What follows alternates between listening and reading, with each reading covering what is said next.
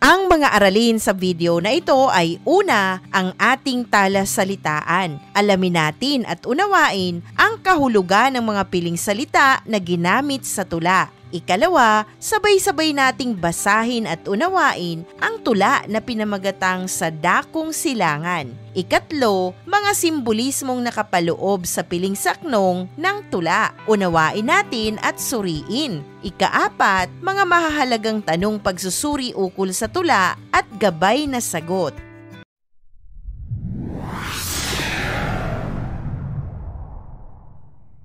Narito na ang ating talasalitaan. Unang bilang, makadukha, makamahirap, nagpapahiwatig ng simpatya sa mga naghihikahos sa buhay. Ikalawa, makapilak, makasalapi, gusto ang pera, maaari ring mapagkunwari. Ikatlo, hirang, natalaga o napili, mahal o sinta. Ikaapat, kalakal, paninda o produkto. Ikalima, kasarinlan, katayuan o kalagayan. Ikaanim, panggagahaman, pananamantala, pang-iisa o pag-angkin ng hindi sa kanya.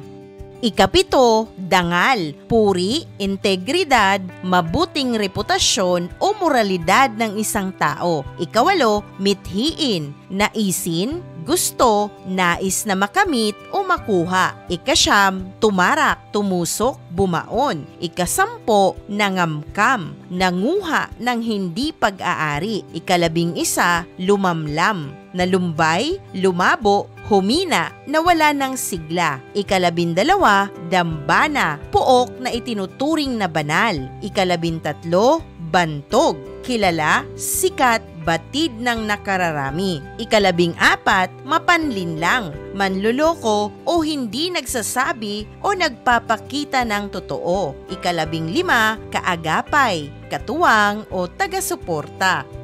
Sa ating pagpapatuloy, bigkasin natin ang tula na pinamagatang sa Dakong Silangan. Ito ay bahagi ng pinagdaanan ni Haring Pilipo at Reyna Malaya sa maalamat na mga pulong ginto noong 1928. Ang tulang ito ay isa sa mga akda ng isang mahusay na makata na si Jose Corazon de Jesus. Itong haring ito'y may dalawang anak, isang makadukhat, isang makapilak. Itong masalapi, baliw na lumiyag, dito kay Mandiwang, prinsesang Marilag. Ibig ng prinsipe dolar, nakuna ng lupat, ang prinsesang Hirang. Nais na itanim doon sa silangan ang lahat ng kanyang ari at kalakal. At yaong bandilang may araw at tala, may ilang panahong makita't mawala. Kung may kalayaang dooy mawiwika, walang kasarinlan sa gintot sa lupa. Maganda ang hawla na nakakatulad, ang lupang silangang mayamang mahirap, malayang ang iboy umawit sa gubat. Ang gubat ay kulong ng malaking lambat.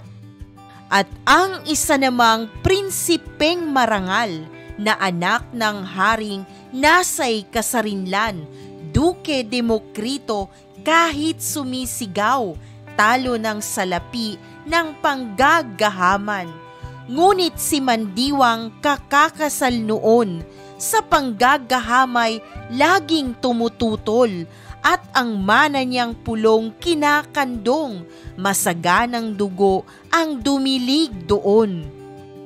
Samantala namang Demokritong anak ng Haring Samuel na makamahirap, tumutulong siyang araw mapasikat, subalit aayaw payagan ng pilak.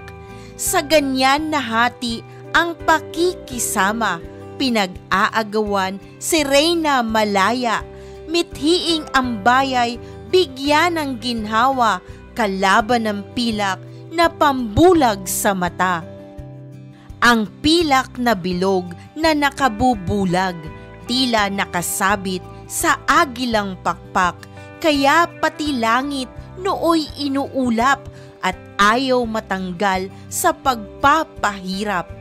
matulis na kuko ng gintong dayuhay, tumarak sa dibdib ng lupang silangan.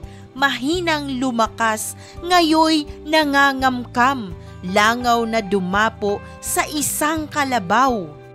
Panay na pangakong kaysa sarap dinggin, kung di natutupad sing sarap ng hangin. Tuntunin at batas kung minsay sipain, orden ng palasyo'y isang basang papel. Sa gayon pa, muling lumamlam ang araw nitong sawing lahi sa dulong silangan. Mayroong bayan pa lang kahit sinasakal ay di mo makita ang bakas ng kamay. Parang may engkanto ang ibong agila, nalulukuban kay di mo alumana. Pinag-aantay ka ng isang umaga, katanghalian ay nag-aantay ka pa. Saka naturuang ang bayay mahilig, sa hilig din nilang parang bagong sakit. Sa mga salitang lubhang mapangakit, nagpautang hanggang umabot sa liig. Sa mga dambana ng bayaning bantog, panay na dayuhan ang itinatampok. Bayani ng bayay madalas malimot, insenso ng puri sa dayo ang suob. Humanga ang bayan sa di nila uri, ikinahihiya ang sariling lahi. Magkakababayay, nagkakatunggali, sa hirap ng pinggang may lutong salapi. Mayroong magsasabing ang dayuhang iyay dapat nang ibagsak, pagkat mapaglinlang, ngunit ang dadampot at magsasanggalang, mga tao na rin sa lupang silangan. Palibhasay, dooy malaya ang lahat, sa isip ng bayay malaya ngang ganap. Ang bandila nilang hindi mailabas, kundi kaagapay ng bandilang padpad. Ang salapi nila ang tatak sa likod, ay ibong adar ng tanda ng pagsakop. Tugtugi ng bayan kapag tinutugtog, tugtugi ng dayo ang isinusunod, at ang kabataang tila nabubulag, kay dami ng aklat ngunit walang aklat. Libu-libong aral, laksa-laksang pilak, paglabas sa templo'y dayuhan ang utak. Ating nabasa ang tula na isinulat ni Jose Corazon de Jesus. Tukuyin naman natin ang mga sumusunod na pahayag kung ito ba ay nagsasaad ng katotohanan. Kung hindi, palitan natin ang mga salita o salitang nakasalungguhit ng wastong sagot. Unang bilang, ang pangungusap, ang simbolismong kinakatawan ni Haring Samuel ay ang Espanya. Mali ang Espanya, dapat ang tamang salita, Amerika. Ikalawang bilang, si Prinsipe Dolar ang mabuting anak ni Haring Samuel. Mali ang Prinsipe Dolar. Ang tamang sagot ay si Duque Demokrito. Ikatlong bilang, si Dakila ay kasintahan ni Prinsesa Mandawa. Tama, ito ay katotohanan. Ikaapat na bilang, ang akdang sa Dakong Silangan ay naisulat noong taong 1928. Tama, ito ay katotohanan. Ikalima, ang bandilang tinutukoy na may araw at tala ay ang bandila ng Amerika. Mali, tamang salita, Pilipinas. Ika-anim, si Duque Demokrito ay naghahangad ng paglaya ng kaharian ni Haring Pilipo. Ang ika-anim ay katotohanan. Ikapito, sa akda, binanggit na ang ginto na bilog ay nakabubulag. Mali ang salitang ginto, ang tama ay pilak. Ikawalo, ang matulis na kuko ng gintong dayuhay tumarak sa dibdib ng lupang silangan. Ang ikawalo ay katotohanan. Ikasyam, ang palasyo ay kulong ng malaking lambat. Mali ang salitang palasyo, ang tama, gubat. Ikasampo, ang dayuhang utak ay simbolismo ng kaisipang kolonyal. Tama ang ikasampung pangungusap. Ito ay katotohanan. Upang higit nating mas maunawaan pa ang tula, dumako tayo sa pagsusuri sa mga simbolismong nakapaloob sa piling taludtod ng tula. Unang bilang, nais na itanim doon sa silangan ang lahat ng kanyang ari at kalakal. Ano nga ba ang simbolismong nakapaloob sa piling taludtod na ito ng tula? Narito ang maaari mong maging gabay na sagot. Layunin ng kahit anumang bansa noon, kasama na ang Amerika, na magpalawak ng teritoryo at kalakalan para sa kaunlaran ng sariling bansa. Marahil nakita nila ang potensyal ng Pilipinas, kaya gumawa sila ng dahilan upang agawin ito sa kamay ng mga Kastila. Nais din nila marahil na makuha at mapakinabangan ang anumang yaman na mayroon ang ating bansa. Ikalawa, mahinang lumakas, ngayoy nangangamkam, langaw na dumapo sa isang kalabaw. Ano nga ba ang simbolismong nakapaloob sa ikalawang bilang? Narito ang maaari mong maging gabay na sagot. Tinutukoy marahil sa unang taludtod ang bansang Amerika sapagkat dating kolonyang bansa rin ito ng Britanya. Nang lumaya at naging makapangyarihan, ito naman ang nagsimula ng pananakop. Ang langaw na dumapo sa likod ng isang kalabaw ay posibleng tumutukoy naman sa mga Pilipinong nakipagsabwatan sa mga Amerikano para sa pansariling interes. Inakala nilang sila din ay makapangyarihan. Narito ang isa pang piling taludtod sa ikatlong bilang. Mayroong bayan pa lang kahit sinasakal ay di mo makita ang bakas ng kamay. Ano nga ba ang simbolismo na nais na ipahiwatig ng taludtod na ito? Narito ang maaari mong maging gabay na sagot. Hindi napansin ng mga Pilipino noon ang tunay na intensyon ng mga Amerikano sapagkat ginamit ng mga dayuhang ito ang edukasyon at konsepto ng demokrasya. Inakala ng maraming Pilipino na ito ay pagtulong. Hindi nila napuna na unti-unti nang binubura ang paraan ng pamumuno sa bansa at ang lahing Pilipino sa isipan ng mga susunod na henerasyon ng kabataan. Itinanim sa isipan na ang dala nilang turo ang wasto at makakabuti. Napasunod nila ng kusa, kaya tila walang bakas ng kasamaan ang kanilang intensyon sa ating bayan.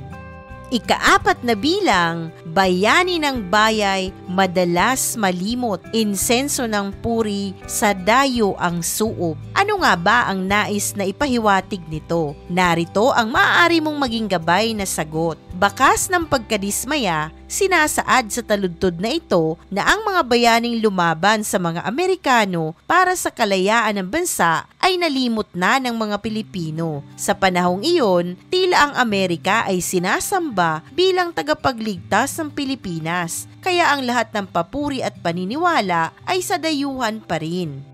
Ikalimang bilang, humanga ang bayan sa di nila uri, ikinahihiya ang sariling lahi. Ano nga ba ang simbolismong ipinapahiwatig ng taludtod na ito? Narito ang maaari mong maging gabay na sagot. Mas pinuri at binigyan ng pagkilala ng kapwa Pilipino ang mga dayuhan sa ating bansa. Tila kinalimutan ng kapwa Pilipino ang sakripisyo at inisyatibo ng mga bayani para sa kalayaan. Dinakila ang dayuhan. Kinatigan ang impluwensyang dala ng mga Amerikano sa bansa at tila kinahihiya pa ang sariling lahi.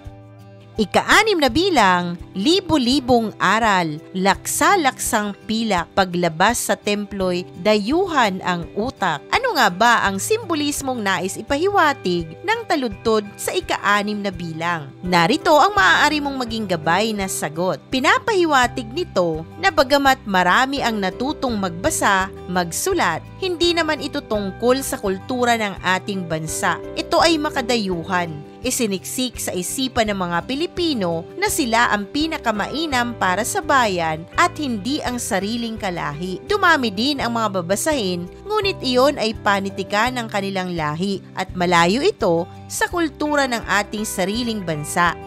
Upang mas lalo pa nating maunawaan ang nilalaman ng tula, dumako tayo sa huling bahagi ng ating aralin. Narito na ang mahalagang tanong pagsusuri sa tula at gabay na sagot. Unang tanong, batay sa kasaysayan, sa papaanong paraan nagamit ang panitikan upang ipaglaban ang kalayaan ng bansa? Narito ang maaari mong maging gabay na sagot. Dahil sa pagnanais ng mga Pilipino na mapaalis ang mga Kastila sa bansa, pinanigan nila ang mga Amerikano. Dumating sila rito sa ating bansa noong taong 1878. Edukasyon ang kanilang naging pangunahing pinalaganap. Sa panahon na ito, sumibol ang mga makatang Pilipino at nagsisulat sa Ingles at Tagalog. Sa mga unang taon ng kanilang pananakop sa bansa, sumulat ang mga Pilipino ng mga akdang Kastila, Tagalog at iba pang akdang panlalawigan. Ang mga Amerikano ang nagpakilala ng mga fairy tale sa Pilipino na ginamit ng mga gurong Thomasites sa pagtuturo. Ipinakilala rin nila ang iba pang uri o genre ng panitikan gaya ng oda at pelikula. Dahil na rin sa impluwensyang teknolohiya na dala ng Amerika na impluwensyahan din ang panitikan. Ang dula ang kinasangkapan ng mga manunulat na Pilipino upang ipahayag ang hangad na paglaya ng bayan at makabayang pananaw.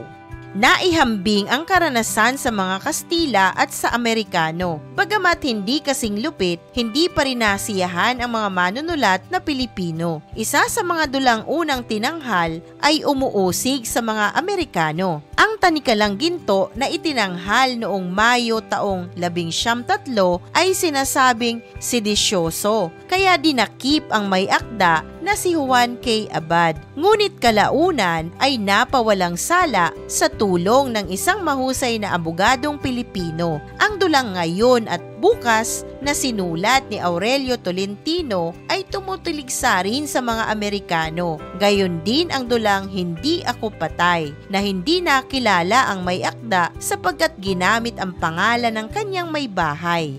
Ikalawang tanong, papaano naging alegorya ng kasaysayan ang akdang Sa Dakong Silangan ni Jose Corazon de Jesus? Narito ang maaari mong maging gabay na sagot.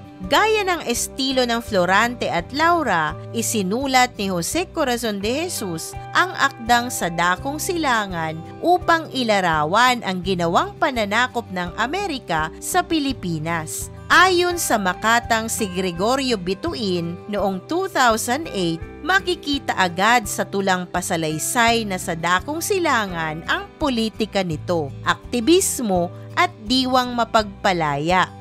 Kung ang ibong Adarna ay paghanap sa mahiwagang ibon sa bundok ng Tabor na ang awitin ay lunas sa haring may sakit, ang Sa Dakong Silangan naman ay paghahanap ng kalayaan ng bayan na kinakatawa ng nawawalang si Reyna Malaya. Tulad sa ibong Adarna, malubha ang karamdaman ni Haring Pilipo dahil sa pagkawala ni Reyna Malaya. Ang tatlong anak ng Reyna na sina Prinsesa Mandawa, Prinsesa Bituin at Prinsesa Luningning ay nagtatangkang hanapin ang ina, ngunit sila man ay nangawala rin.